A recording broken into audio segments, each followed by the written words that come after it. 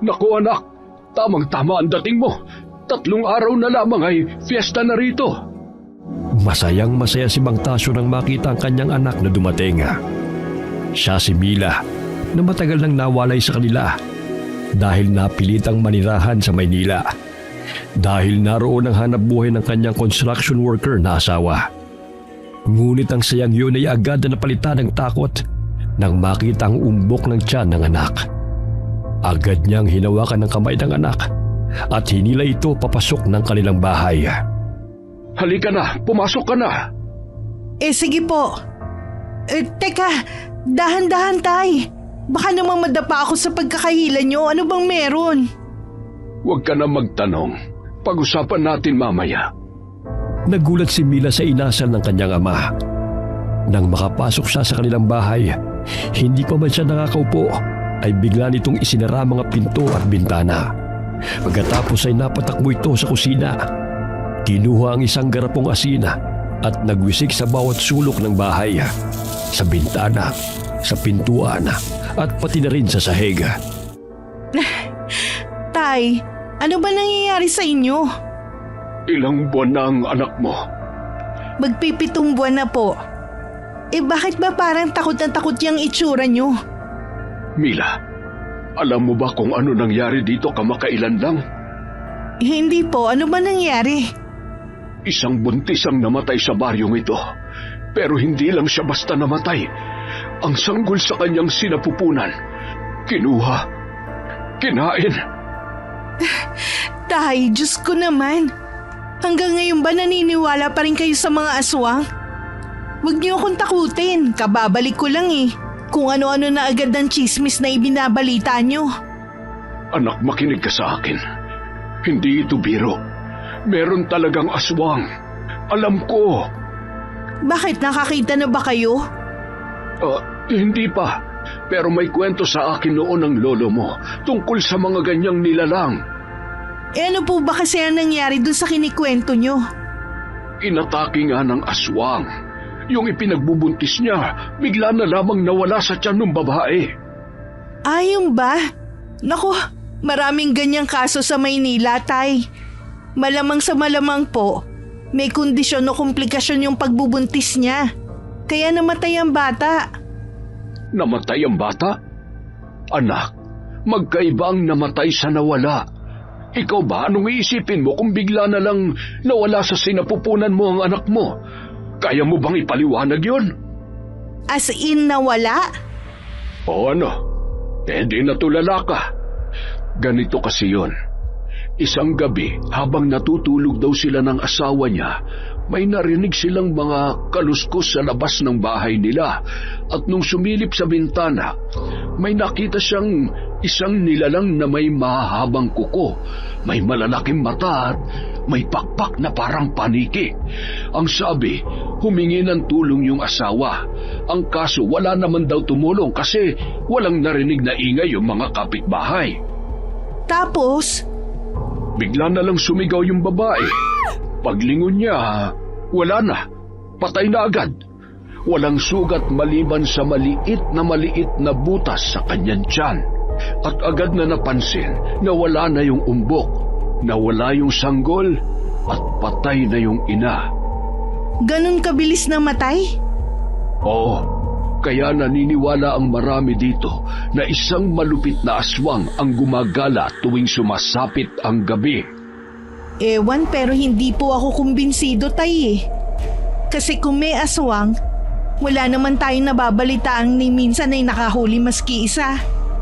Ano bang klase ang asawa ng buntis na yun? Napakalaki naman niyang duwag. Ni hindi man lang niya na ipagtanggol ang asawa. Hindi ganun kadaling pumalaban ng aswang, anak. At hindi rin ganun kadaling makakita dahil magaling silang manlinlang. Magaling silang magbalat kayo. At kapag nakakita ka ng isa, tiyak na katapusan mo na. Kung hindi mo sila kayang kalabanin, magiging huli na ang lahat. O siya, itay, hayaan na natin sila. Kung talagang ganun na nangyari, wala rin naman tayong magagawa . Anak, nakikiusap ako. Huwag mong baliwalain ang sinasabi ko. Kung may marinig kang kahit na anong kakaiba sa labas mamayang gabi, kahit gaano kaliit, huwag kang magbubukas ng bintana o pinto. Huwag kang lalabas ng bahay. O maski may tumatawag, maski boses ko pa, huwag kang magbubukas. Naiintindihan mo ba? Opo, sige po. Susundin ko ang sinasabi nyo. Mabuti naman, anak. Saka ang isa pang ipinag-aalala ko, maliban dun sa babaeng buntis na sinasabi ko, meron ding insidente na may nawalang bata sa kalapit baryo. Hanggang ngayon ay hindi pa'y nakikita. At pinaniniwalaan din na baka kinain ng aswang? Parang ganoon na nga.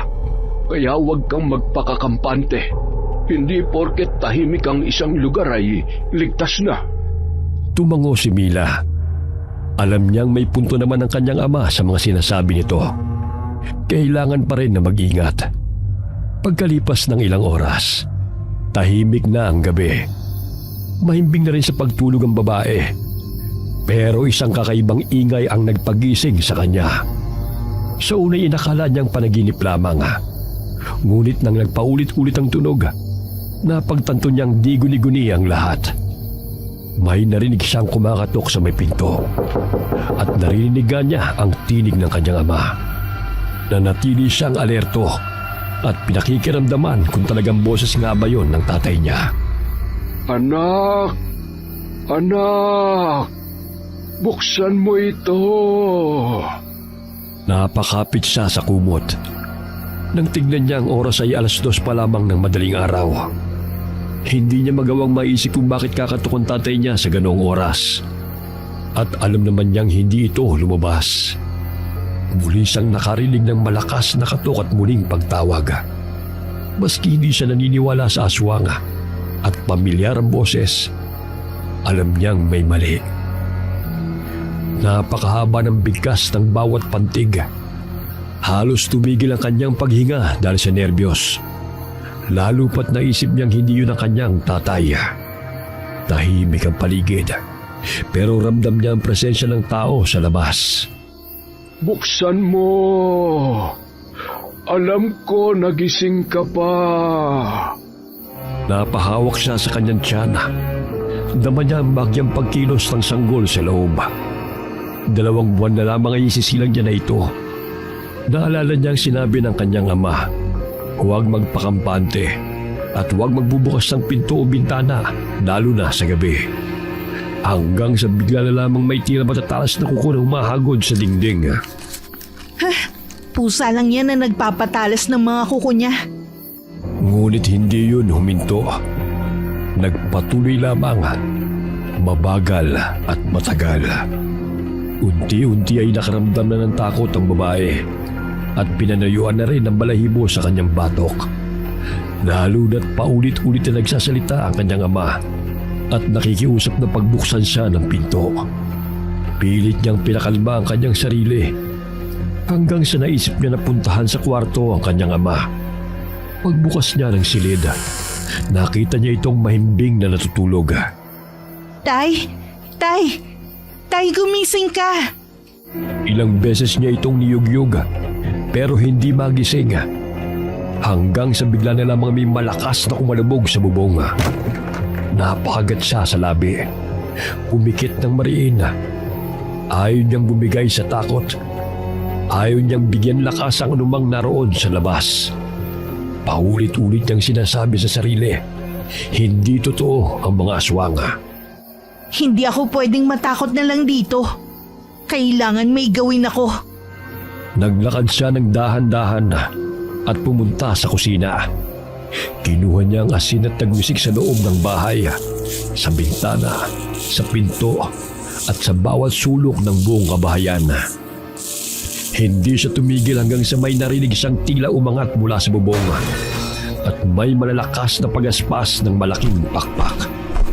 Lumalakas ang huni ng kakaibang ibon sa labas. Una ay nagpaikot-ikot ito at bigla na lamang nawala. Nakahinga siya ng maluwag. Bagamat di niya nakita kung anong gumambala sa kanya ng gabing yun. Ayaw niya pa rin isipin na isa yung aswang. Ayaw niyang matakot. Kaya ayaw niya pa rin maniwala. Pinaliwala niya ang unang gabi na yon. Hindi siya nagkwento sa kanyang ama kung ano ang nangyari. Dahil baka lalo na naman itong mag-alala. Kilala niya kasi ang kanyang tatay at alam niya na kapag binanggit niya ang insidente kagabi, tiyak na kung ano-ano na naman ang gagawin nito, maprotektahan lamang siya laban sa aswang. Ngunit ang pagbabaliwala niyang yun ang naging dahilan kung bakit naulit ang ganong senaryo ng sumunod na gabi. Muli siyang nakarinig ng mga kaluskos at kakaibang tunog sa kanilang bakuran. Mga tunog ng pumapagaspas na pakpak at pagkalampag sa bubong at ang tila naghahasa ng matatalim na kuko sa dingding. Mabilis siyang tumayo sa kanyang kama at pinuntahan muli ang kanyang ama. Sa pagkakataong yun, nagulat siya na makita na nakatayo sa may bintana ang lalaki at may kung anong sinisilip sa labas. Nagpatuloy ang mga tunog, paulit-ulit at palakas ng palakas. Sa bawat hinto'y narinig niya ang malalakas na paghinga ng tila isang dambuhalang nilalang sa labas. Para itong nag-aabang, nagpaparamdam, nananadya upang ipaalam sa kanila na naroon siya. Hoy, Tay! Anong ginagawa mo dyan sa bintana? Huwag ka maingay. Anong huwag maingay? Sino ba kasi ang walang magawang tao na yan? At sa gabi pa talaga nagawang mag-ingay? Hindi yun tao. Maniwala ka sa akin. Aswang yun. Aswang? Gusto mo bang makita? Seryoso ka ba talaga dyan, Tay? Oo nga. Halika, tingnan mo. Hindi pa naman siya aatake. Yang kilos niya na yan, nagtatanod lang ang hayop na yan. Nagtatanod? Ano yan? May nagpapasweldo ba sa kanya para gwardyahan ako? Huwag kang ang pilosopo. Halika, tingnan mo para maniwala ka. Lumapit ang babae. Pumalit siya sa pwesto ng ama. Maingat na sumilip sa kaunting siwang ng bintana. Nang tuluyan niyang masilip ang labas, napalunok siya nang wala sa oras. Sa ilalim ng liwanag ng buwan, may nakita siyang isang nilalang na nasa tapat ng kanilang bahay. Tahimik lamang ito. Parang nagbabantay sa paligid. Anyong tao, pero ang balat ay kulay abo. Kulubot at parang matandang puno na natutuklap na dahil sa sobrang tuyo. Mahaba ang mga daliri at mas manipis kaysa sa normal na tao. At sa dulo nito ay may matutulis na kuko. Ganun na lamang ang kilabot na naramdaman niya nang biglang lumingon ito sa direksyon niya. Agad na lumayo siya sa bintana at napatras. Ngunit maski saglit lang niya itong nakita. Nakabisado niya kaagad ang nakakakilabot na anyo nito. Ang matay malaki, bilog at madilim na madilim. Ang uloy bumabaling-baling na parang laging may hinahanap o inaamoy. Ang bibig ay may nakabaong mga matutulis ng ngipin. Hindi pantay-pantay. Mahaba rin ang kanyang dila at naglalaway ang kanyang bibig. Bumabaluktot din ang kanyang likod sa hindi natural na paraan. Ano? Naniniwala ka na? Anong klaseng nilalang yun? Bakit ganon, Tay? Aswang ang tawag dyan. Maniwala ka. Nagtatanod lang aswang sa'yo at naghihintay na lang ng tamang pagkakataon para sunggabang ka. Huwag naman po kayong manakot ng ganyan. Binalaan na kita pero hindi ka nakikinig. Eh ano pong gagawin natin? Baka patayin ako ng aswang na yan. Huwag kang mag-alala. Yang kilos niya na yan, wala pa yung balak umatake. Eh ano nga gagawin natin, Tay? Maghihintay kung kailan siya sasalakay? Naisip ko na dalhin ka muna sa kapatid ko sa kabilang baryo. Kaso baka sundan ka lang doon. Kaya nagpasya ako na dumito ka na lamang. Kaya naman kita sigurong ipagtanggol kung sakali. Basta makikinig ka lamang sa akin. Huwag matigas ang ulo mo. Hindi naman po matigas ang ulo ko Kung di matigas yan, di sana hindi ka buntis ngayon. Tigilan mo nga ako, Mila. Tatay naman aswang po ang pinag-uusapan natin dito. Aswang din naman yung gumawa niyan, di ba? Tay! Makinig ka sa akin, anak. Huwag kang magtitiwala kahit kanino. Lalo na sa mga taong hindi mo kilala. Lalo na ngayon, fiesta. Maraming dayo. Nakakatakot. Parang ayoko na tuloy lumabas. Tama yan. Dito ka na lang muna sa loob ng bahay. Iwasan mong lumabas na mag-isa. Dapat lagi ka may kasama. Huwag ka rin tatanggap ng mga pagkain o inumin mula sa hindi mo lubos na kakilala. Opo.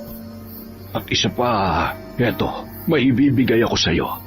Itong bawang, ilagay mo sa tabi ng bintana at pinto mo. Dapat din magsaboy ka ng asin. Kahit papaano, makakatulong daw yan para di basta-basta makapasok ang aswang. Opo, gagawin ko. Grabe, hindi pa rin ako makapaniwalang may mga aswang nga. Tay, paano kaya kung kausapin na lang natin? Gusto mo bang malapan ng wala sa oras? Yang mga yan, hindi nila alam maawa. Wala sa bokabularyo nila ang salitang pakiusap. Kaya huwag kang gagawa ng anumang bagay na hindi ka sigurado kung makakatulong. Baka lang naman eh. Maya-maya'y may narinig silang papalayong mga kaluskos at mabilis na paglipad. Umalis na yung aswang? Mukha nga. Sige, matulog ka na ulit.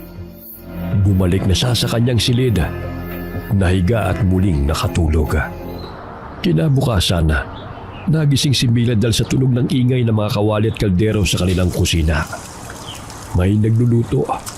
Amoy na amoy niya ang masarap na aroma ng pagkain. Agad siyang lumabas ng kanyang kwarto at tinungo kung saan nanggagaling ang amoy na nagpapakalab sa kanyang sikmura. Para saan po yan? Bakit napakaaga niyo naman yatang magayak ng handa? Ano ka ba? Hindi ito handa. Nagpa-practice ako. Isasali ko to sa taunang labanan sa pagluluto. Alam mo ba na mag-i-sponsor ang mayor natin sa papremyo? Kaya siguradong malaking halaga yon. Ah, talaga po? Eh kung ganyan eh, ipagdarasal ko talaga na manalo kayo. Ano po ba yung niluluto nyo? May maitutulong ba ako sa inyo? Meron, halika. Tulungan mo ko maghiwa ng mga gulay. Lulutuin natin yung pinakapaborito mong ulam noong bata ka pa. Talaga po? Wow! Kung yan ang lulutuin nyo, aba paniguradong kayo na ang mag-uuwi ng tropeyo. Sana nga'y magdilang anghel ka, anak. Alam mo, kaya ko rin to ginagawa. Hindi lang para sa akin, kundi para rin sa magiging apo ko. Kapag nanalo ko, idadagdag natin sa mga pangangailangan mo at ng anak mo. Ang bait nyo naman po talaga. Salamat, Tay, ha? Sigurado ako panalo ka na. Ay! Anong narinig ko diyang panapanalo? Bahagyang nagulat ang mag-ama nang biglang pumasok sa loob ng kanilang bahay ang tiyuhing si Mang Manuel. Siya ang nag-iisang kapatid ng kanyang yumaong ina. May hawak itong isang maliit na supot ng sigarilyo. Pinapagpag ang alikabok sa kanyang kupas na kamiseta habang palipat-lipat ang tingin sa dalawa. Si Mang Manuel ay may edad na. Nasa 70 na. Pero kitang-kita pa rin ang tika sa kanyang pangangatawan. Matangkad siya at matipuno. Halatang batak sa trabaho ng kabataan niya. At hindi basta-basta manghihina. Maputi na ang kanyang buhok. Pero hindi yun nagpawala sa kanyang otoridad. Matalim tumingin ang kanyang mga mata. At di rin siya palangiti. Lagi siyang seryoso at tila palaging may iniisip.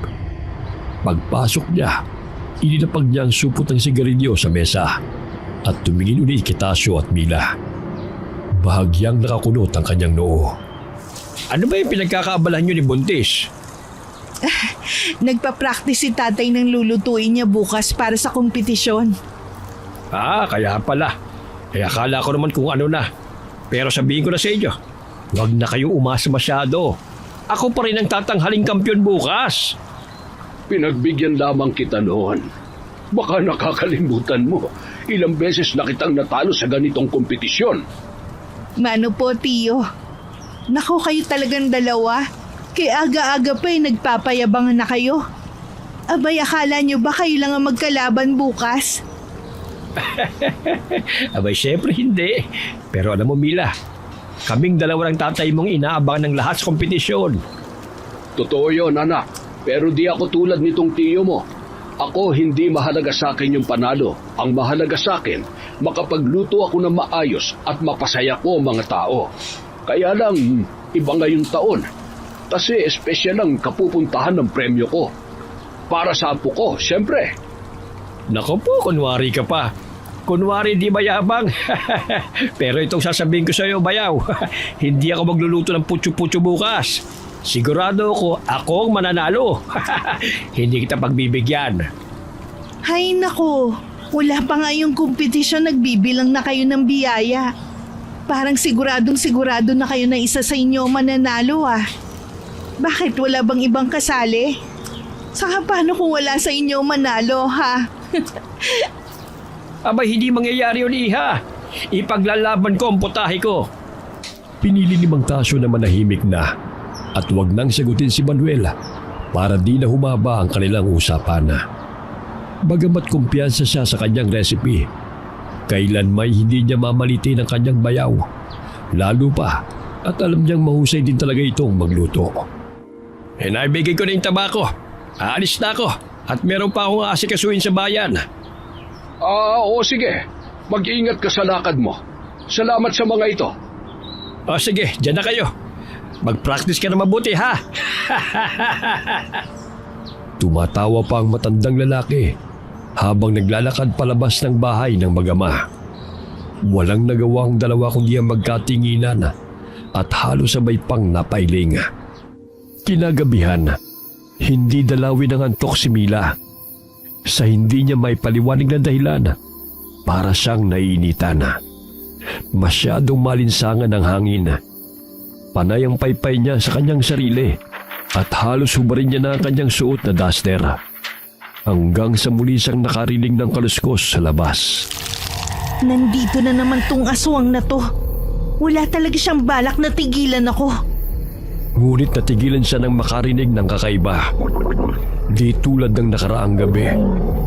Mas maingay ang aswang na nasa labas at may kakaiba itong tunog. Parang sumisingasing na baboy.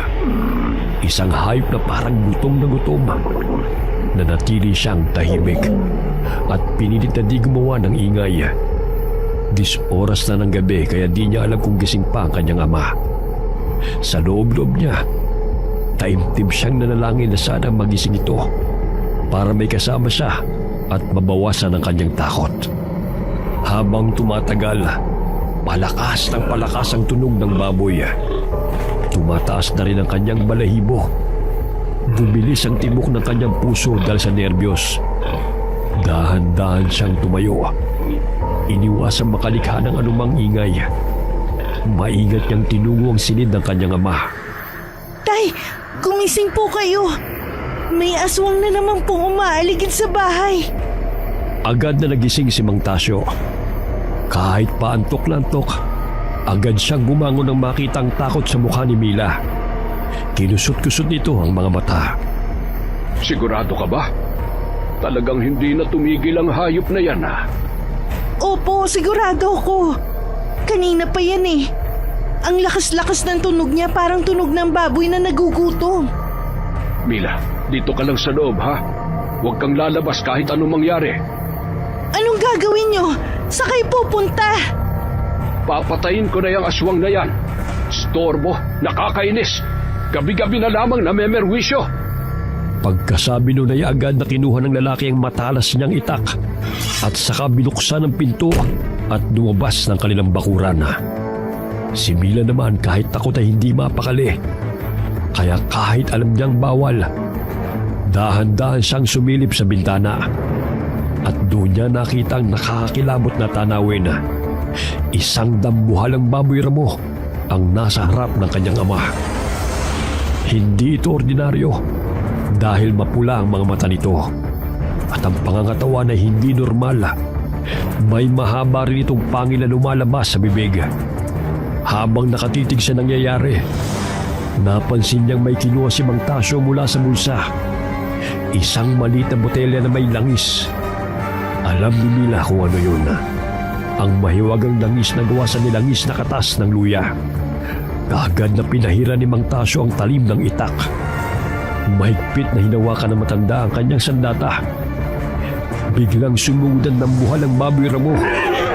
Sa isang iglap, mabilis na umiwas si Mang Tasyo at buong lakas na hinataw ng itak ang mukha ng halimaw. Isang malalim na sugat ang iniwan nito. Dahilan upang humiyaw ng napakalakas ang aswang. Isang sigaw na matinis at nakakapanindig balahibo. Ano? Sige, laban!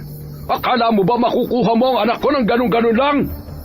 Kita sa mga mata ng halimaw ang matinding sakit at galit. Muli siyang naghanda. Inihanda ni Mang Tasyo ang sarili at ang kanyang sandata. Muli siyang sumugod. Handang protektahan ang kanyang anak at handang tapusin na kaagad ang laban. Ngunit mabilis ding umilag ang baboy ramo. Mabilis ka din, ha? Tingnan ko lang kung makakaya mo pa to. Humanda ka! Sa isang mabilisang galaw, buong puwersa niyang hinataw sa likod ang halimaw. Natamaan niya ito, pero mabilis na tumakbo palayo. Sinubukang hamulin ito ng matanda, pero mabilis ang aswang at maliksi. Agad itong naglaho sa madilim na bahagi ng kakahuyan. Nakatakas pa! Subukan mong bumalik at lagot ka talaga sa akin! Paghahandaan kitang hayop ka! Tay, tama na yan. Halika na, balik na tayo sa loob. Bakit nandito ka sa labas? Naku, ang tigas talaga ng ulo mo. Hindi ako mapakali sa loob eh. Natatakot ako para sa inyo. Alam mong delikado yan, Mila. Kung hindi mo ko pinakinggan at lumabas ka ng mas maaga, baka ikaw nang tinarget ng hayop na yon. Pero tay, babalik pa kaya yun? Oo, hindi titigil ang aswang hanggat hindi niya nakukuha ang gusto niya. Pero hindi tayo papayag. Mabuti pa tara na sa loob at baka mamaya may kasama pa yun. Pumasok na silang mag-ama sa loob ng bahay. Tahimik nilang isinara ang pinto.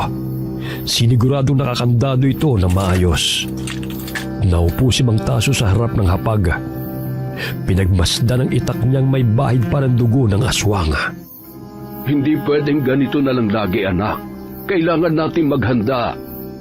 Hindi na sumagot pa si Mila sa kanyang ama. Maya-maya may kinuha itong isang botelya na parang may lamang langis na mamula-mula. Pahiran mo ang tiyan mo para di napapangamuyan ng aswang. Sige po, tay. Salamat po. Hindi nagsalita si Mang Tasyo. Ngunit kita sa kanyang mukha ang pag-aalala. Mabilis niyang niyakap ang anak. Mahigpit na parang ayaw na niyang pakawalan pa ito. Halos maluha-luha siya habang hinahaplos ang likod ni Mila. Napangiti ang babae. Ramdam pa rin niya ang takot. Pero kumpiyansa na siyang kayang-kaya talaga siyang protektahan ng kanyang ama at handang ipaglaban sa anumang panganib. Natulog na sila pagkatapos. Ngunit bigla siyang nagising nang may marinig na may nagkukut-kut ulit sa lupa. Parang natroma na siya sa tulog na yun. Kaya matagal bago siya nakaibig. Natauhan lamang si Mila nang mapansin niyang may sumisilip ng liwanag sa bintana. Agad siyang lumabas ng bahay at nakita niya ang kanyang ama na may daladalang halos isang timbang luya. Tay, para saan yan? Kakailanganin ko to para pangsangkap ko sa niluluto kong langis. Yan po ba yung ginamit niyo kagabi? Napamahid sa itak at dito sa tiyan ko? Ito nga, kita mo naman ang bisa nun, di ba? Maraming matutulungan ng langis kung sakali man na may mga aswang na manggugulo. Mga aswang? Sinasabi niyo ba na marami sila, tay? Oo, nagkamali ako nung una, anak. Nung sinabi kong nagtatanod ang aswang sa'yo. Eh ano po pala? Iba-ibang aswang yung pumupunta dito. Paano niyo po nasabi? Dahil sa kakayahan nila magbago ng anyo. Kita mo naman, ibang aswang yun nandito kagabi kesa dun sa nakita nating unang aswang. Opo, baboy ramo yung kagabi. Tama, yung kagabi, isa yung uri ng awok. Di hamak na mas malakas yung aswang na yon kesa dun sa una mong nakita. Paano na po ngayon, tay? Baka bumalik na lang ako ng Maynila nito kapag nagkataon. Ano? Babalik ka dun sa walang kwenta mong nobyo? Ang totoo po, ayoko na nga po eh. Huwag lang magpapakita sa akin yung hayop na yon, kundi kakarnihin ko siya ng buhay at ilalahok sa mga lulutuin ko. Grabe ka naman, Tay. Ano kayo, aswang? Ay totohanin ko talaga yan. Kaya pagsabihan mong wag na wag pupunta dito. Ay, oo nga pala, Tay. Maiba tayo ng usapan. Di ba mamayang hapon na yung contest? Baka makalimutan nyo, ha? Wala nang problema doon. Nakahanda na lahat ng mga sangkap ko. Pipitasin na lang. Saka yung karne, kanina ko pa nakatay. Nakababad na sa pampalasa. Ah, siya nga pala, Tay. Pwede ba ako maglakad-lakad muna sa labas? Manunood lang ako sa plaza ng mga palaro. Sinong kasama mo? Hindi ka pwede magpagala-gala dyan sa labas ng walang kasama. Tatawagin ko na lang yung anak ni Tio. Eh sige, mabuti pa nga. Oh, huwag kayong magtatagal ha. Yang tiyan mo. Ay, teka, dali mo tong natirang langis kagabi. Dagdag proteksyon mo. Agad na ibinulsa ng dalaga ang botelyang may langis. Naglakad siya papunta sa bahay ng kanyang Tio Manuela. Malayo pa lamang ay dinig niya na ang ingay ng tawanan at sigawan ng mga kalalakihan sa bahay na yun. Nang marating niya na ang bakuran, bumungad sa kanya ang isang patay na baboy ramo sa gitna ng mga lalaki. Kinakatay nila ito. May ilan na nagtatanggal ng balahibo nito gamit ang mainit na tubig at labaha. Habang iba naman ay naghahanda na ng mga kawaling malaki. Nanatili siyang nakatayo at nagmamasid. Nabigla kasi siya sa nakita. Mabigat ang dibdib niya habang pinagmamasdan ng baboy. Parang bigla siyang di makahinga. Naalala kasi niya ang baboy ramo na nakalaban ng kanyang tatay nung gabi. Napakurap siya nang biglang bumagsak sa sahig ang isang bahagi ng laman ng hayop. Nakangiting napatingin sa kanya si Tio Manuel. Aba Mila, napadalaw ka. Mukhang tinitiktikan mo lulutuin ko ah. Tio naman, wala naman po akong pakialam sa paligsahan niyo mamaya eh. Ikaw naman, ang seryoso mo. Nagbibiro lang naman ako. Halika, pasok ka. Sumali sa paghahanda. Maglilitsyo kami ng baboy. Pumunta ka rito mamaya ha. Ang laki naman po niyan. Saan niyo po nakuha? Eh nahuli namin kagabi pag-alagala dito sa baryo. Eh siguro galing yan sa gubat. Naligaw dito. Alam mo, matindi ang hayop na yan. Parang ayaw nga magpahuli. Pero magaling ako eh. Ako nakapatay sa kanya. Biglang nanlamig ang pakiramdam ni Mila. At para siyang masusuka ng biglang sumagi sa isip niya na marahil ang baboy na kinakatay ng mga lalaki ay ang aswang na nakalaban ng kanyang tatay. Ayos ka lang ba? Mukhang masela ng pagbubuntis mo, iya. Nasusuka ka ba? Ayaw mo nang amoy ng baboy? Ayos lang po ako. Ilang buwan na ba yung dinadala mo? Nasa 7 buwan na po. Abay, pwede na. Po? Ano pong pwede na? Ay, ang ibig ko sabihin pwede nyo lang ang paghanda ng paglabas niyan. May mga gamit ka na ba? Damit ng sanggol.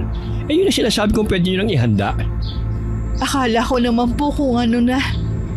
Kumain ka na ba? Opo, kanina sa bahay. Nandiyan po ba si Pinsan? Magpapasama lang po sana ako na gumala dyan sa may plaza. Mamamasyal lang po ako ng konti at maglalakad-lakad. Oo sige, puntahan mo lang dyan sa loob. Sige po, Tio Manuel, salamat po. Walang anuman iha. Bumalik si Tio Manuel sa grupo ng mga lalaki habang si Milay nagmamadaling pumasok sa loob ng bahay. Agad niyang inaya ang kanyang pinsan. Tumango naman ito kaagad at sinabing magbibihis lamang. Habang hinihintay ang pinsan, hindi maalis sa kanyang isipan ang mga nangyari kagabi at may mga tanong siyang gustong malaman ng mga sagot. Matapos magbihis ni Junjun, sabay silang lumabas ng bahay at naglakad patungo sa plaza. Sa bawat hakbang, dama pa rin ni Mila ang kaba sa kanyang dibdib. Ngunit sinikap niyang itago ito sa pinsan. Pagdating nila sa plaza, saglit niyang nakalimutan ang bumabagabag sa kanya. Bumungad sa kanya ang makukulay na dekorasyon, mga banderita sa sumasayaw sa hangin, kalsadang pinapailawan ng mga makikislap na parol at malalaking arko na may nakasulat na maligayang fiesta. Sa gitna ng plaza, isang entabladong itinayo. Napapalamutian ito ng mga bulaklak at kurtina. Sa paligid nagkalat ang mga kubo o tindahang nag-aalok ng masasarap na pagkain.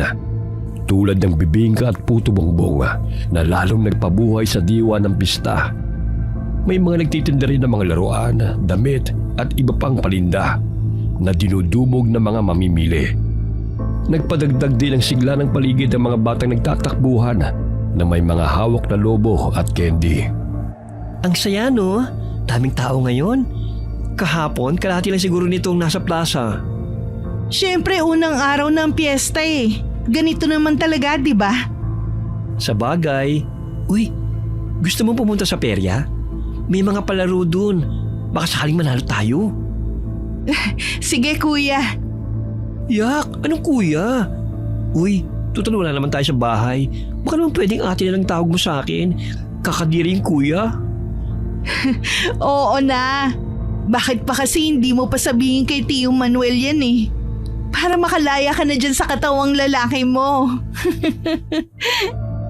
Hindi pwede. Alam mo naman kung gaano kagalit yun sa mga bakla. Mapapatay ako nun, maniwala ka. Nakakatakot naman yan. Ganun ba talaga kasama ang tatay mo? Na sarili niyang anak mapapatay niya dahil lang sa pagiging bakla? Ah, change topic na nga. Ayokong pag-usapan ng bad vibes. Tayo na lang sa perya. Okay. Subukan natin yung baril-barilan. Baka makakuha tayo ng stuffed toy o kaya keychain. Sige, subukan natin. Basta ikaw ang babaril, ha? Ay, di ba pwedeng ako na lang maputukan? Baril ni Tio Manuel pwede pa. Tara na nga. Naglakad na sila. Sa pagpasok nila sa peryahan, biglang napatigil si Mila. May isang lalaki ang agad na nakaagaw ng kanyang pansin. Nakahubad ito mula bewang pataas. Kaya kita ang matipunong katawan. Malapad ang balikat. Matigas ang dibdib. At may maayos na hulma ang abs.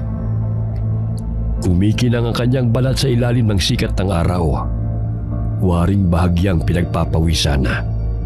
Ngunit hindi lamang katawan ang kapansin-pansin sa kanya. Dahil biniyayaan din ito ng maamong mukha. May mapupungay na mga mata at mapupulang labi. Hindi sigurado si Mila kung bakit siya natigilan. Ramdam niya ang pagbilis ng tibok ng kanyang puso. Hindi niya alam kung dahil ba sa kaba o naaakit siya sa lalaki. At sinong iningitian mo dyan, buntis? Naku, kaya naman pala. Kilala mo ba siya? Oo, isa sa parientes dito. Ang pogi, no? Parientes? Mukhang artista, sayang naman. Kaya nga, bagay siya maging modelo o artista talaga. Pang-leading man ng peg eh. Ay teka, huwag mo sabihing... Ang dumi ng utak mo. Ay, ang landi ng buntis. Sa'yo na, no? Wala naman ako interes dyan. Kaloka ka. Uy, ba't ka namumula? Hoy, tumigil ka na nga. Nakakaya, baka marinig niya tayo. Tigilan mo yan. I-drop mo muna yan si baby bago ka lumandi ulit. Kaloka. Tara na nga. Kung ano-ano sinasabi mo eh. Tara na lang maglaro. Sige, para kapag nanalo tayo, sa akin mapupunta yung teddy bear, ha? Sigurado ka? Maiuwi mo ba yun sa inyo? Parang di ako sure. Nagpatuloy sila sa paglalakad at nilibang ang mga sarili sa iba't ibang palaro sa perya. Sa kabila ng saya, tawa na nilang magpinsan. Hindi mawala sa isip ni Milang nakitang lalaki. Para kasing may nararamdaman siyang kakaiba rito na di siya pinatatahimik. Habang abala ang kasama niya sa paglalaro, muli siyang lumingon sa direksyon ng lalaki. Ngunit sa pagkakataong yun, nagulat siya dahil nakatingin na rin ito sa kanya. Diretso at matalim. Jun, uwi na tayo. Ha? Bakit naman ang bilis? Naalala ko kasi tutulungan ko pala si tatay magluto. Para doon sa ilalaban nila bukas? Oo. Gora na tayo, Mars. Baka matsaka pa si baby sa loob. Ang laki na niya, no? Bawal ka ng rumampa at magpakabek-bek. Anong bek-bek? Magpagod, ano ba? Nagmadali na silang lumayo sa peryahan. Pilit niyang kinakalma ang sarili habang naglalakad kasama si Junjun. Pakiramdam niya ay sinusundan pa rin siya ng tingin ng lalaki.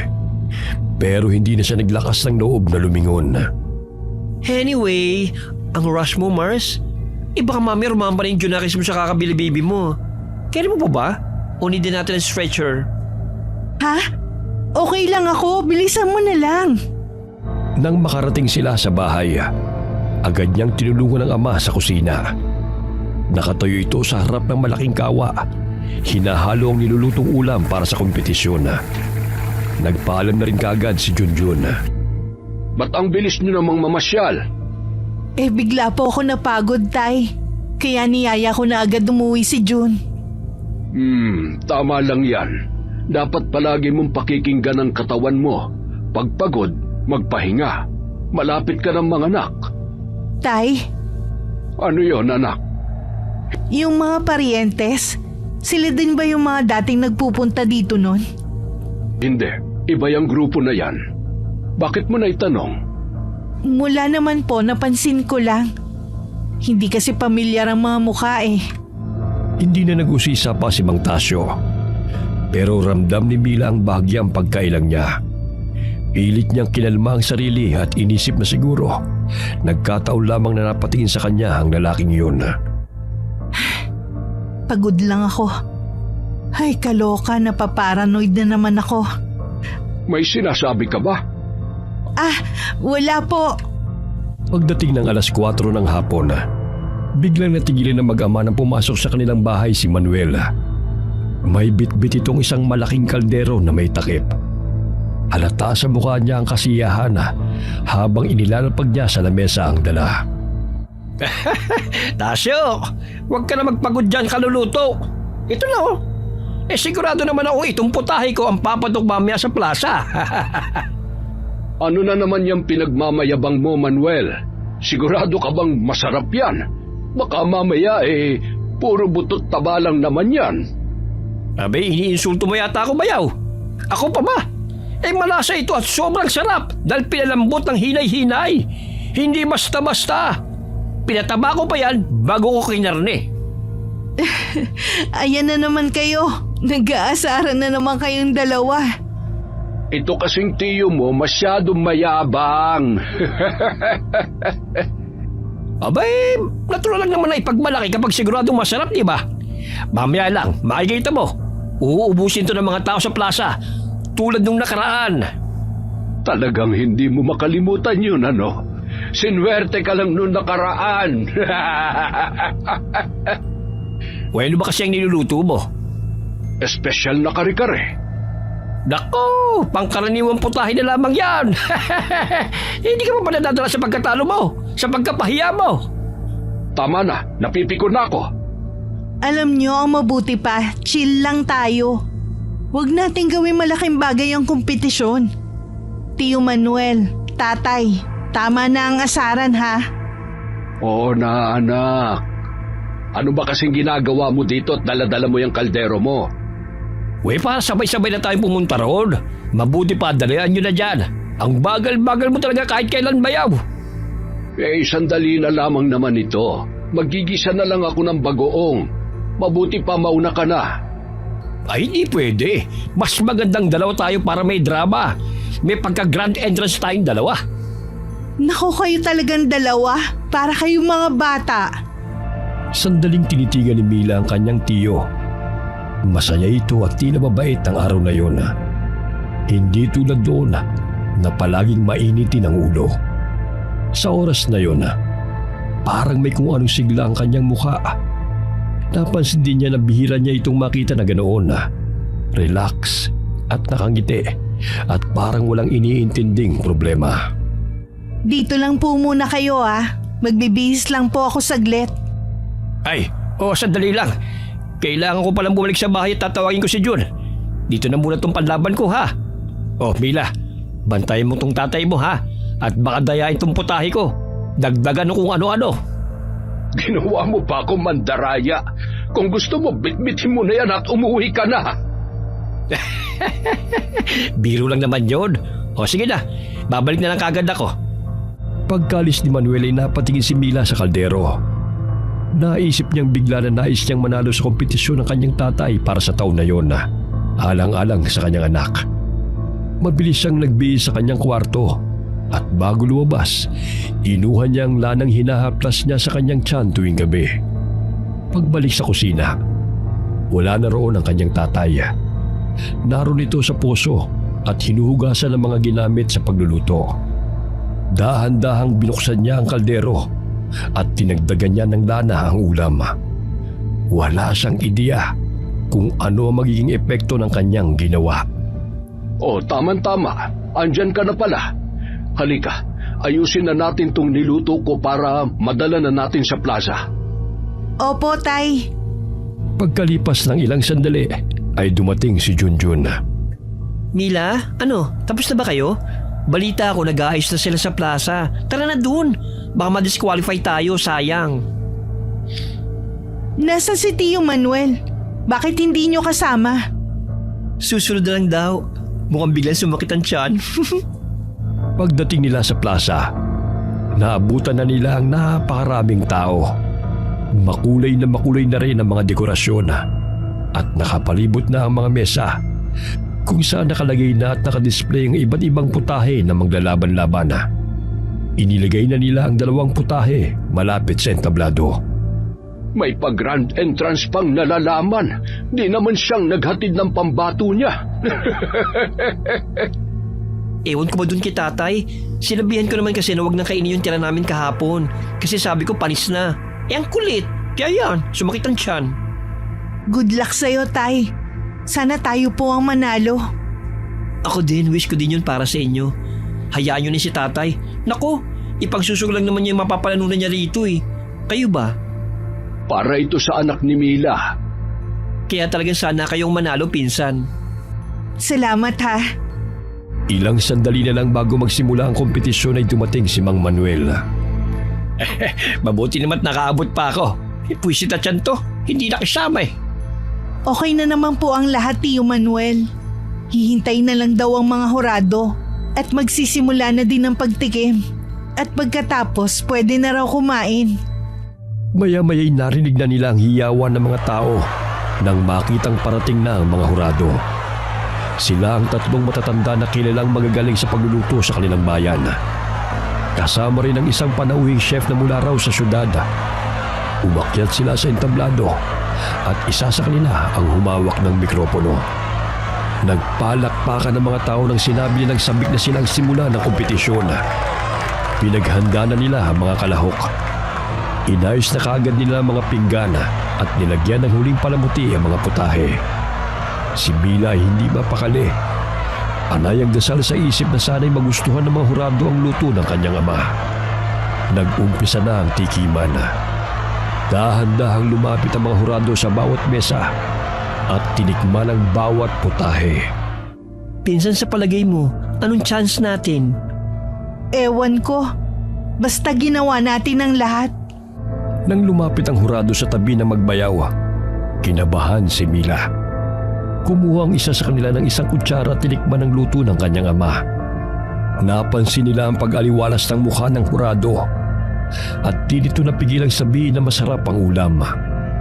Napangiti si Mila. Masarap daw yun at malinamnam. Ganon din ang naging reaksyon ng iba. Panay naman ang buntong hininga ni Junjun nang yung sa kanila na ang titikman. Ngunit nang lumapat sa mga labi nila at malasahan ang nilutong ulam ni Mang Manuel, hindi na maipinta ang kanilang mga mukha. Halos masuka ang isa sa kanila habang panay ang pagpaypay ng kamay sa harap ng bibig. Tila inaalis ang hindi ka nais-nais na lasa. Napatingin ang mga manonood at may ilan na nagbulungan. Tila may iba rin na natuwa sa ganoong eksena. Bakit? Anong problema? Bakit ganyan ang mga reaksyon nyo? Lumapit si Mang Tasyo at tinikman ang luto ng kanyang bayaw. Pero halos masuka rin ito sa lasa. Malansa. Sobrang lansa. Ah? Imposible! Niluto ko yan ng maayos. Saka parang matigas din ang karne. Ano ba kasi ito?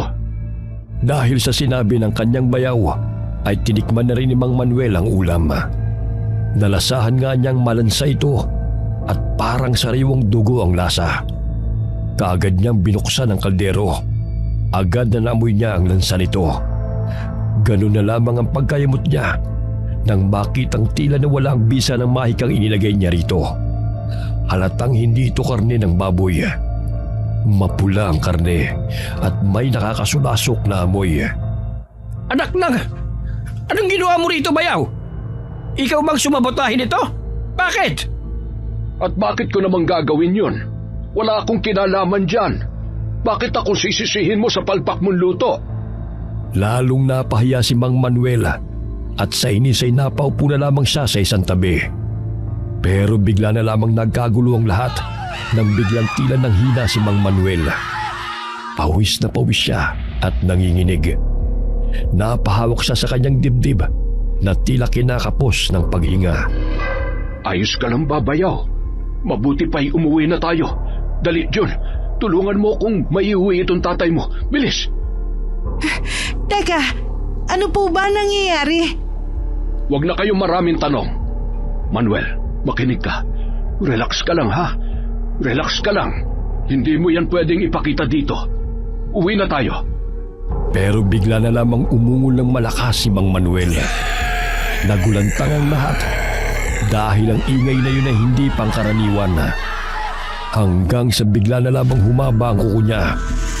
Nagbago ang kanyang anyo. Unti-unting bumaluktot ang kanyang likod. Tinubuan ng pangil. Naging isang halimaw. Isang aswang. Napasigaw sa takot ang mga tao. Tay! Ano nangyayari? Bakit nagkaganyan si Tio Manuel? Tay! Magsalita ka! Tumahimik ka na muna. Huwag kang aalis dyan sa likod ko. Nagkagulo na sa plaza. Isang matandang lalaki ang pumulot ng bato at ibinato sa aswang. Tumama yun sa balikat, pero parang baliwala lamang yun kay Mang Manuel. Huwag kayong matakot. Hindi ko kayo sasaktan. Hindi ko ginusto ito. Hindi ko ginusto maging ganito. Ngunit wala nang gustong makinig. Mula sa likuran na, isang lalaki ang sumugod. Hawak ang isang matulis na patalim. Wala siyang pag-aalinlangan na saksakin si Mang Manuel. Mabuti na lamang at mabilis itong nakailag. Namukha ni Mila ang lalaki. Siya yung gwapong parientes. Hindi nito nilubayan ang matanda. Sa kanyang pag-atake, tumalon ng mataas ang aswang. Mabilis ang naging kilos nito. Nagpalit na rin ito ng anyo. Naging isang aso. Tumakbo ito ng tumakbo hanggang sa nawala na sa paningin ng mga tao. Ilang kalalakihan ang mabilis na humabol. May dalang mga sulo at gulok. Ngunit kahit anong gawin nila, hindi na nila inabutan si Mang Manuel. Unti-unting humupa ang gulo. Naiwan sa gitna ng plaza si Junjun. Nakayuko. Hindi alam kung anong gagawin. Nasa isip niya ang imahe ng kanyang ama. Mula sa likuran, lumapit si Mila. Dahan-dahan niyang hinawakan ang balikat ng kanyang pinsan. June, doon ka na lang muna sa bahay namin. Hindi ka namin pababayaan ni tatay. Hindi na kailangan. Kaya ko naman. Sigurado ka ba? Kailangan natin pag-usapan sa bahay to. Sandali lang! Napatingin ang tatlo nang biglang tumayo ang isang lalaki sa gitna ng bulwagan at matalim na nakatingin sa kanila. Ikaw! Ba't mo pinagtatanggol ang aswang na yun kanina?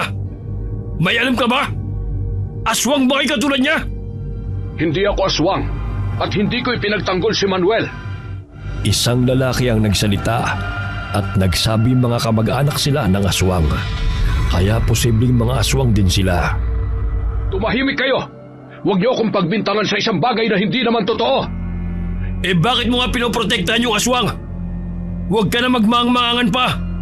Dahil kitang-kita ng lahat ng ginawa mo! Hindi masamang aswang si Manuel. Kita niyo naman, di ba? Hindi siya lumaban. Hindi siya umatake. Ano? Porkit ganun mabait na? Aswang yon! Dapat tinapos na natin! Tama na!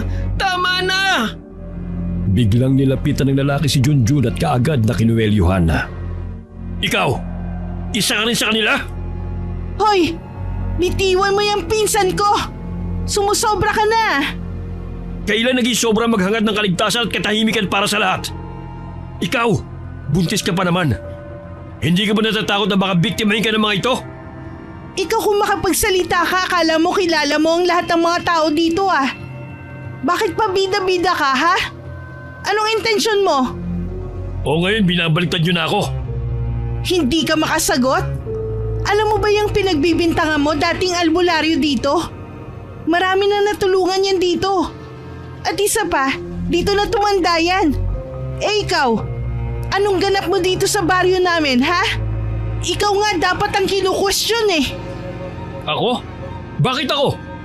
Ako ba yung nakita nilang naging aswang? O yung kamag-anak nyo? Sigurado ho ako, di natin dapat magkatiwala ng pamilyang ito. Kamag-anak nila yung aswang. Kaya sigurado akong mga aswang din sila.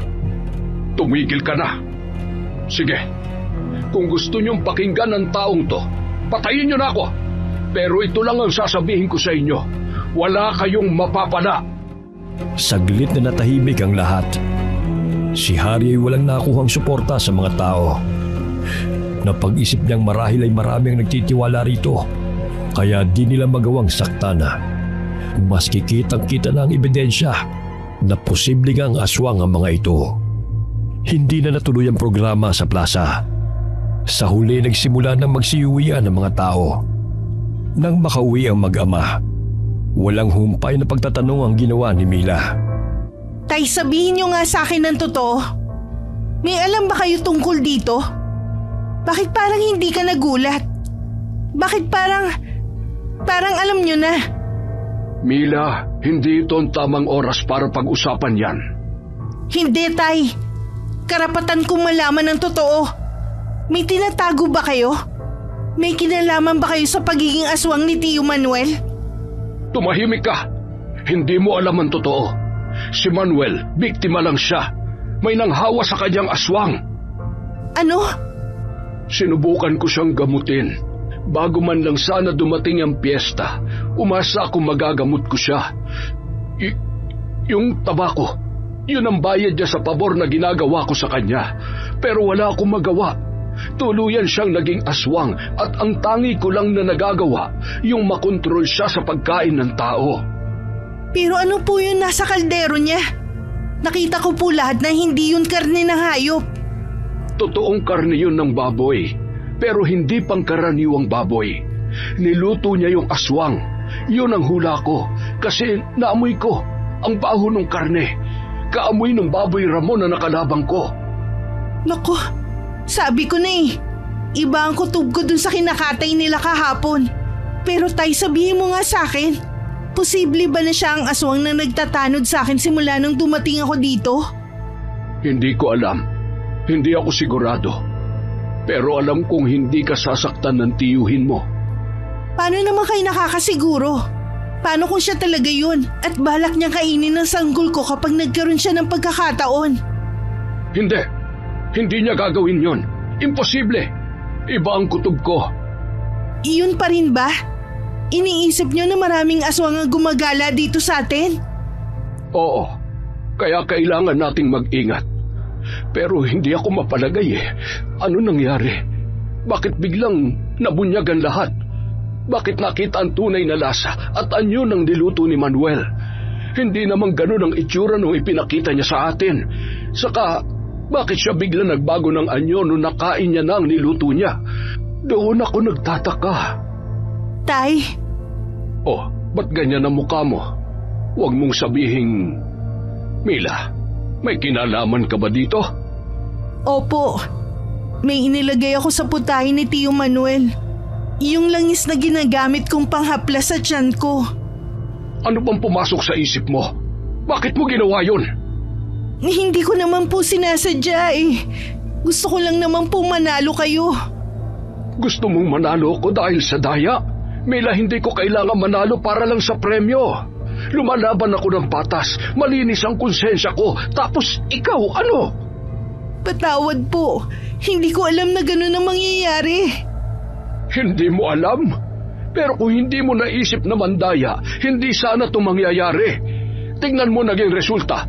Nabunyag ang sikreto ng Tio Manuel mo. At alam mo bang di lang siyang pwede mapahamak? Pati tayo! Pasensya na po, Tay. Hindi ko po sinasadya. Hindi sapat ang pasensya sa mga bagay na nagawa mo na. Hindi na natin maibabalik ang nasira. Ang nilangis na luya.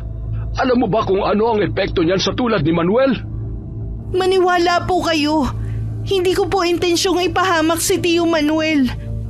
Naisip ko kasi na baka kayang baguhin ng luya yung putahe niya eh. Di mo talaga alam yung ginawa mo. Alam mo bang di lang panghaplas at pantaboy ng aswang ang lana na yon? May kakayahan niyong mailantad ang tunay na anyo ng isang aswang. Kapag nakain nila yon, di nila mapipigilang maging aswang o maging tao kapag sila'y nagbabalat kayo. Kaya ba siya biglang nagbago kanina? Oo, at hindi lang yon. Kapag napasok sa katawan ng isang aswang ang langis na yon, unti-unti silang manghihina. Hindi na nila kayang magpagaling ng sarili. Kung masyadong marami ang nakain ni Manuel, baka hindi na siya makabalik pa sa dati. Ibig sabihin, baka mamatay si Tio Manuel? Hindi ko pa alam, pero posible. Hindi. Ano yung ginawa ko? Kasalanan ko to. Wala na tayong magagawa. Huli na para magsisi ka, anak. Ako na lang ang gagawa ng paraan. Susubukan kong hanapin ang tiyo mo at masigurong maayos ang kanyang kalagayan. Opo, please Tay, gawin niyo at ihingi niyo rin po ako ng tawad sa kanya. O sige na, matulog ka na. Dapat nga hindi ka masyado nagpupuyat eh. Masama yan sa bata. Sige po, Tay. Ngunit bago sila maghiwalay na mag-ama, isang kaluskos ang narinig nila. Ako nang bahala dyan. Matulog ka na. Sinilip ni Mang Tasyo ang kanilang bakuran, pero wala siyang nakitang anumang kakaiba sa labas. Kaya tumuloy na rin ito sa kanyang kwarto at natulog. Kinaumagahan, nagising si Mila sa ingay ng mga nag-uusap at nagsisigawan nilang mga kapitbahay. Kaagad siyang bumangon at sumilip sa bintana. Mula ron nakita niya ang kumpulan ng mga tao sa bakuran nila. Yung ibang tao, may mga bitbit na patay na hayop. Kinabahan ang babae. Kaya naman kaagad niyang pinuntahan ang kanyang ama. Tay, ano nangyayari sa labas? Bakit sila nagkakagulo? Hindi ko rin alam, anak. Ako nang haharap sa kanila at makikipag-usap. Kanina pa nga tawag ng tawag yung mga yan dito eh. Hindi nga lang ako makalabas kaagad at naliligo ako. Sige po, Tay. Kinakabahan ako. Huwag kang kabahan. Wala tayong ginagawang masama. Agad na lumabas ang matanda at tinignan ang nangyari. Pagdating niya sa labas, tumambad sa kanyang paningin ang isang kakilakilabot na tanawin. Ilang kambing, manok at maging aso ang nakahandusay at wala ng buhay sa isang sulok ng kanilang bakuran. Ang kanilang mga katawan ay may malalalim na sugat. Waring nilaplap ng mabangis na nilalang. Nagbubulungan ang mga tao. Nagtatanong kung anong hayop ang maaaring gumawa ng ganong kalagim na pagpatay. Iisa ang sagot nila, mga aswang. Alam ko na kung saan papunta ang usapang ito. Tigilan nyo na yan. Hindi kami mga aswang at mas lalong di kami ang may gawa niyan. Sigurado ka ba, tanda? Kagabi lang naging aswang yung bayaw mo. Tapos ngayon natagpuan ang mga bangkay ng hayop sa bakuran mo. Ano ibig sabihin nito sa palagay mo? Hindi ko alam ang sinasabi mo. Huwag na kayo magmaang-maangan pa. Sabihin nyo na ang totoo. Mga pamilya kayo ng aswang. Bakit ako aamin?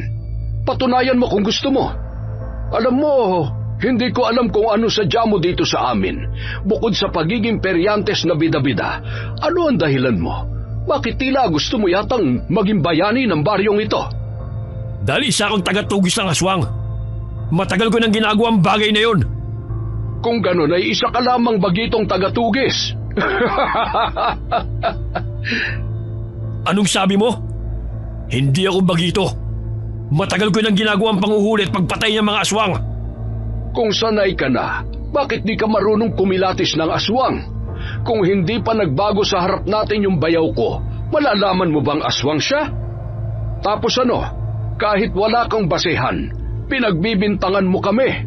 Abay, nagpapatawa ka yata, binata. Minamalit mo ba ako, tanda? Hindi sa pinagtatawanan kita, pero sana wag kang nambubuyo ng tao dito. Umalis ka na sa bakuran ko. Hindi ko alam kung sino ang tarantadong gumawa nito. Mag-iingat ka. Siguraduhin mo lang talaga na hindi ka aswang. Dahil oras na mahuli kita, hindi kita bubuhayin. Gawin mo. Hindi ako natatakot sa iyo dahil malinis ang konsensya ko. Sa loob ay naluluha si Mila. Kahapon lamang ay masaya pa sila at nasasabik sa pagdiriwang ng fiesta. Ngunit sa isang pagkakamali niya, nasira niya ang masayang okasyon na para sana sa lahat.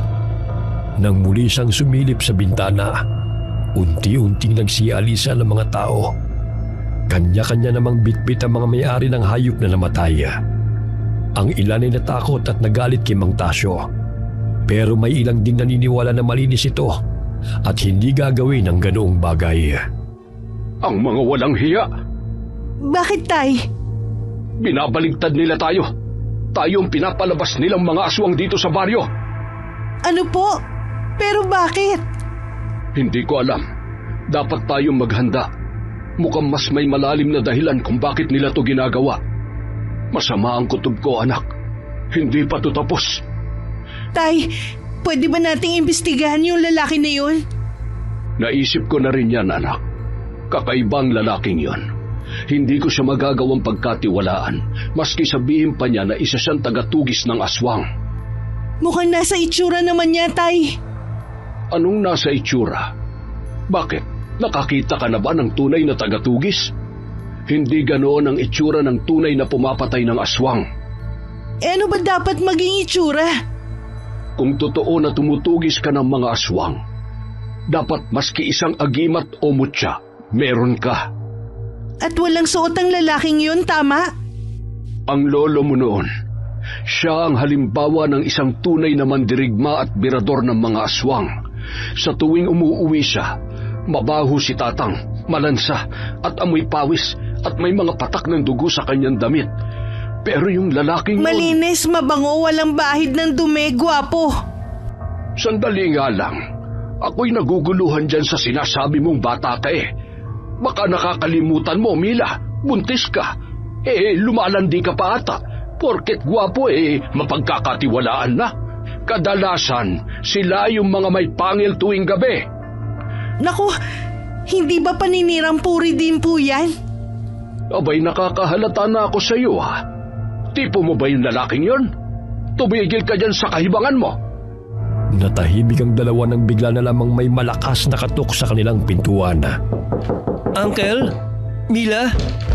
Buksan niyo tong pinto! Agad na lumapit si Mila at pinagbuksan ang kanyang pinsana.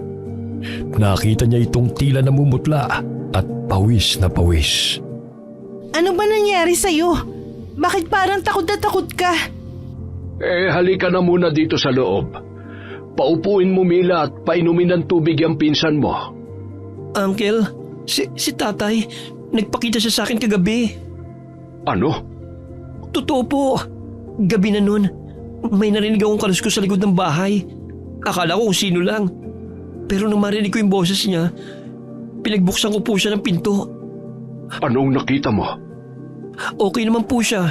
Bumalik lang po siya sa pagiging tao niya. Mabuti naman. Kaunti nga lang ang nakain niya. Alin po? Wala, iho. Sige, ituloy mo na yung sasabihin mo. Sabihin ko daw po sa yung babala. Sinabi niya sa akin na may paparating na panganib. Anong klase ng panganib? Sinabi niya ba sa'yo? Ang sabi po niya, huwag daw tayo magtiwala sa kahit na sinong dayo dito sa atin, lalo na sa mga bagong dating na estranghero. Bakit kailangan nating gawin yon? May paparating daw po na grupo ng mga aswang. Gusto nila maghari dito sa buong baryo. Tama ang sinabi mo, Itay. Base sa mga nagtatanod na aswang dito sa atin tuwing gabi, hindi lang isang aswang yun. Marami silang nagpapalit-palit na magbantay dito tuwing gabi, di ba? May nagbabantay na aswang dito tuwing gabi? Oo, nakita ko na yung dalawa sa kanila. Nakakatakot. Anong gagawin natin? Tay, ano ng plano? Hindi ko pa alam. Mag-iisip pa ako. Pero sa ngayon, wala tayong pagpipilian kundi ang pagtiyagaan ng nilangis na luya para di tayo malapitan ng aswang. Mahingi nga rin po ako niyan, Uncle. Teka, bago mo gamitin yan, sigurado ka bang hindi ka aswang? Gaga, hindi ako aswang. Tama na nga yung biruan nyo na yan. Seryoso ang sitwasyon natin ngayon. Dapat tayong maging mapagmatsyag. At ang isa sa pinaghihinalaan ko ay ang ipokritong Periantes na yon. Tino po, si Pogi? Pogi. Mas gwapo pa kami ni Manuel doon nung kabataan namin eh.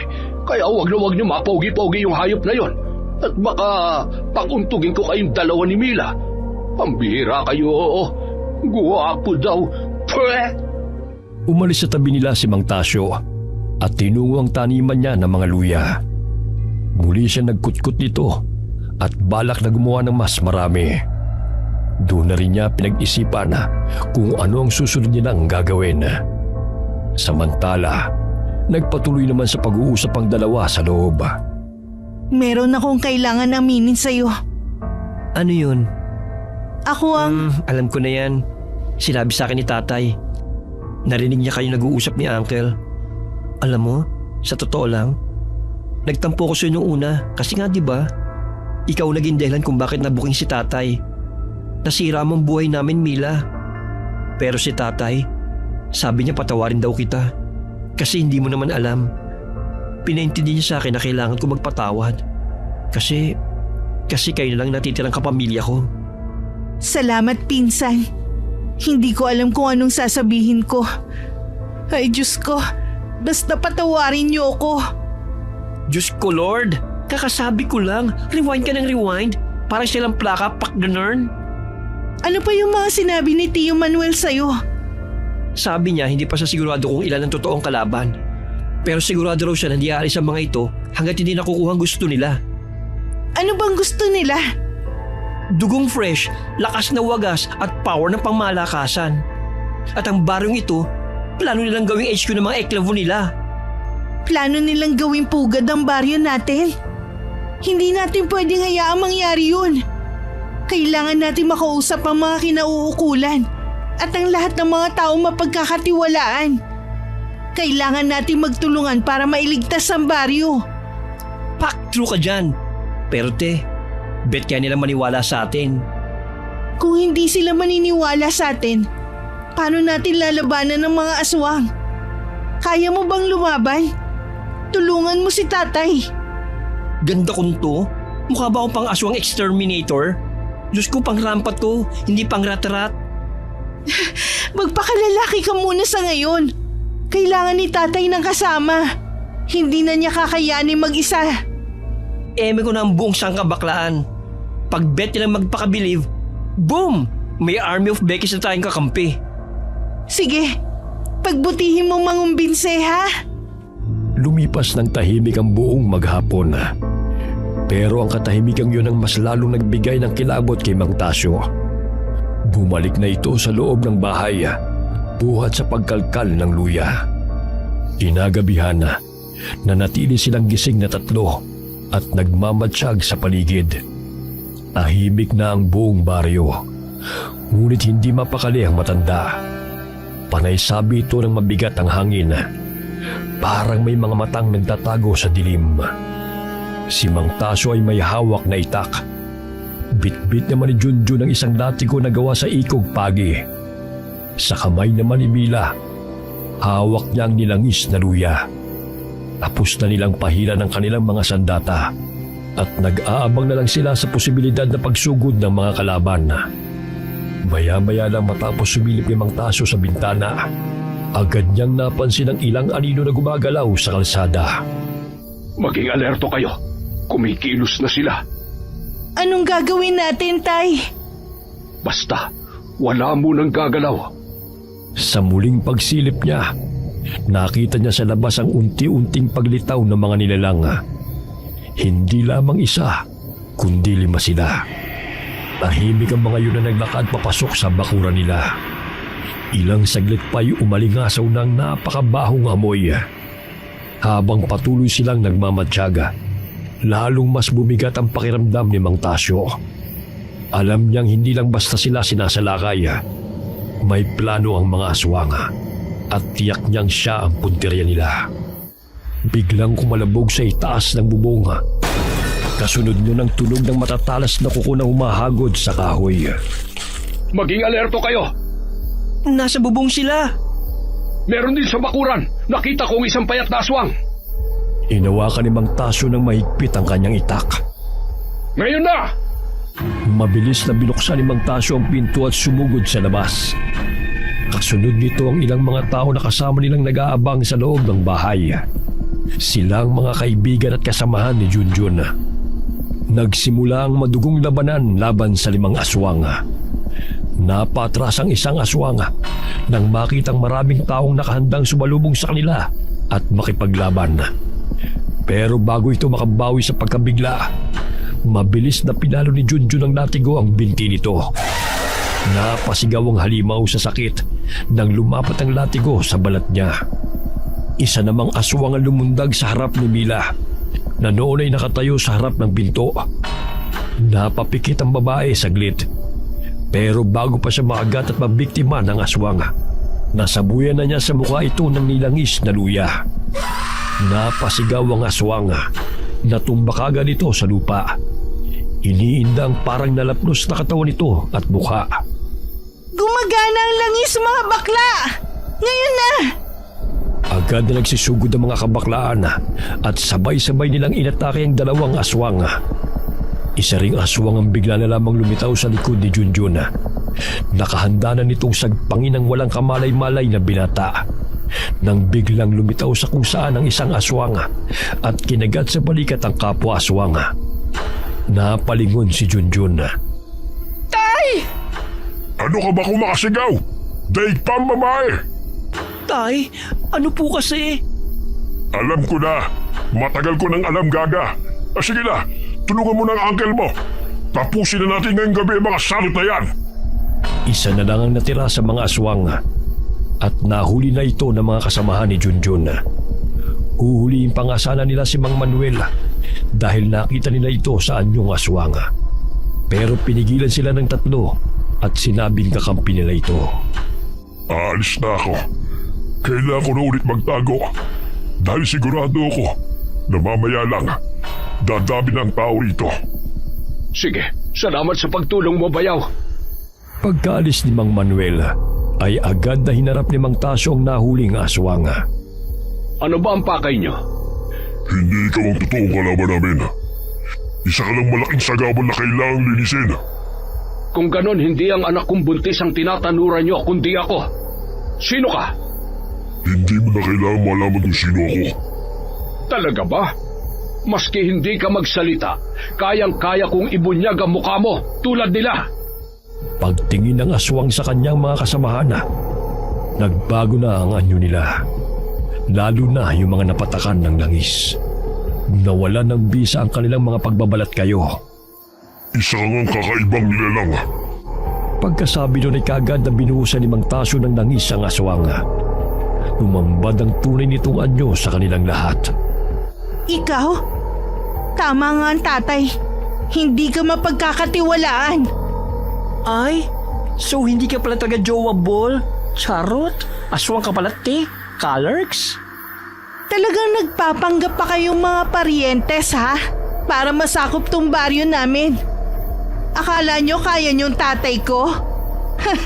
Matanda lang yan sa paningin nyo. Pero ang lakas niyan daig pa ang kalabaw. Ano, gulat kayo, no? Nandito kami para magparami ng lahi. Marami na kami nahawaang tao rito. At kahit tapusin yung buhay ko, marami pa sila. Totoo, sinabi niya. Pero huwag kang maging masaya dahil hindi mo sila kakampi. Ang baryong ito ay sa amin at hindi ka namin hahayaan na masakop ito. Poprotektahan namin ang mga tao rito sa abot ng aming makakaya. Bumalik si Mang Manuel kasama ang mga nilalang na tulad din niya. ang mga kapwa niya nahawaan at naging aswang.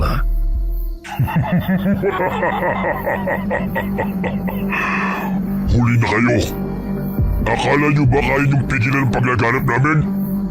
Kahit anong gawin nyo, darami at darami kami. Itinaas niya ang kanyang kamay at mula sa likod ng mga puno, lumitaw ang iba pang mga aswang. Mas marami, mas mabangis at handang-handang magkalat ng lagim. Sila ang ibang naging aswang na mula sa iba't ibang baryo o bayan na kanilang pinupuntahan. Nagsimula na silang umatake. Laban! Habang abala sa kanya-kanyang laban ng mga tao at aswang, isang malaking aswang ang bumaba mula sa bubong. Dumidila-dila ito sa labi habang nakatitig kay Junjun. Uy, bet niya ako. Pero sorry, hindi ako mahilig sa horror date, no? Hinampas niya ng kanyang mahabang sandata ang nilalang hanggang sa ito'y malugmok at tuluyang nawala ng lakas. Si Hari naman ay nagbalik sa kanyang aswang na anyo. Bayaw! Tapusin na natin to! Mula sa kanyang likuran, lumundag si Mang Manuel at sinunggaban si Hari. Bumagsak silang dalawa sa madamong lupa. Gumulong-gulong habang nagpapalitan ng mababangis na kalmot at sagpang. Mabilis si Hari. Bago pa makabawi si Mang Manuel, inabot na ng aswang kanyang balikat at pilit itong kinagat. Ngunit hindi basta-basta magpapatalo si Mang Manuel. Sa isang iglap, ginamit niya ang kanyang matalim na kuko at buong lakas na hinatak ang katawan ni Hari palayo. Tumugo ang balikat nito, pero hindi ito natinag. Sinipa niya ang aswang sa tiyana, dahilan para ito'y mapatras at muntikang tumilapon.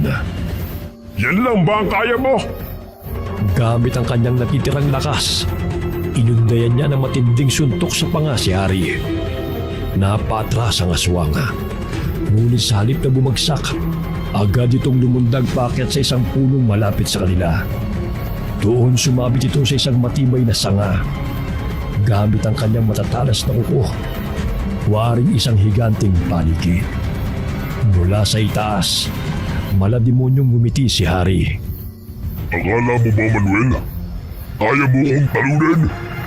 Sa isang iglap bumagsak ito sa puno. Pabagsak kay Mang Manuel na hindi na nakailag. Natumba ito at yun ang pagkakataon ng aswang. Dinaganan niya ito at mabilis na pinagkakakalmutang mukha at dibdib ng matanda. Duguan si Mang Manuel. Back off sa pudra ko! Maldita kang aswang! Wala kang karapatan! Sinugod ni Junjun ang aswang at pinaghahampas ng latigo. Napaigik ito pero hindi bumibitaw kay Mang Manuel. Pero kasunod niya ang buong tropa ng kabaklaan sa baryo. Isa-isa nilang sinugod si Hari. Nahila nila ito at nailayo. At kaagad nilang kinuyog gamit ang kung anumang nahawakan nila. Gaga, akala mo matatakot mo kami? Baliw ka! Best ka sa Earth! Hindi na nakapalagpas si Hari. Pinagtulungan na ito ng mga bakla. Sinipa, hinampas, sinapak at iba pa. Ano, ha? Feel mo kasi marami kayo? Well, surprise! Marami rin kami, te. Nilatigo niya ang aswang hanggang sa tuluyan na itong nawalan ng buhay. Nang makita ng mga natitirang aswang ang nangyari kay Hari, nagkanya-kanya na sila ng takas. Tapos na po ba? Nang makitang tumango si Mang Manuel, halos sabay na tumakbo ang dalawa palapit sa kanilang mga ama. Niyakap nila ang mga ito ng mahigpit. Tapos na talaga, Tay. Oo anak, tapos na. Aalis na ako. Hindi na kami maaari magtagal dito. Naiintindihan namin, Bayaw. Pero ito ang tatandaan mo. Kahit ano ka pa ngayon, pamilya mo pa rin kami. Alam ko, Bayaw. Ikaw nang bala sa anak ko, ha? Ako na ang bahala sa anak mo. Napangiti si Mang Manuel kahit may lungkot sa kanyang mga mata. Huling beses niyang tinignan ang kanyang anak bago siya tuluyang naglakad palayo patungo sa gubat. kasama ang mga katulad niyang nahawa at naging biktima ng grupo ng mga aswang na Barrientes. Muli nang bumalik sa normal ang buhay sa baryo matapos ang madugong laban. Pagkalipas ng 2 buwan, naipanganak ni Mila ng normal ang kanyang anak. Nagpatuloy ang buhay para sa kanilang mag-ina, kasama si Mang Tasyo at si Junjun. Di na rin siya bumalik sa kanyang nobyo sa lungsod, bagkus ay inilaan ang sarili para na lang sa kanyang anak. Samantala si Mang Tasyo, nagsimula ng magtanim ng maraming luya sa bakuran. Hindi lamang bilang panangga sa masasamang nilalang, kundi bilang simbolo ng kanilang tagumpay at bagong simula. Wakas.